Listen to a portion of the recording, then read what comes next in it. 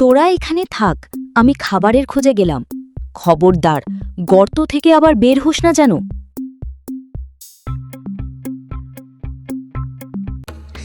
হে, কতক্ষণ ধরে ওত পেতে আছি। মা খরগোশটা তো গেল, এবার আমার ভোজের পালা।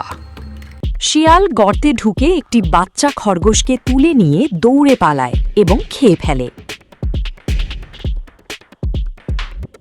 খাবার নিয়ে ফিরে এসে মা খরগোশ দেখে একটা বাচ্চা নেই। সে জোরে কেঁদে ওঠে। কান্না শুনে একটি বানর সেখানে হাজির হয়। এই খরগোশ, তোমার কি হয়েছে? এই সাত সকালে তুমি কাঁদছো কেন? কি বলবো দুঃখের কথা, আমার দুটো বাচ্চা ছিল, কে যেন একটাকে নিয়ে গেছে।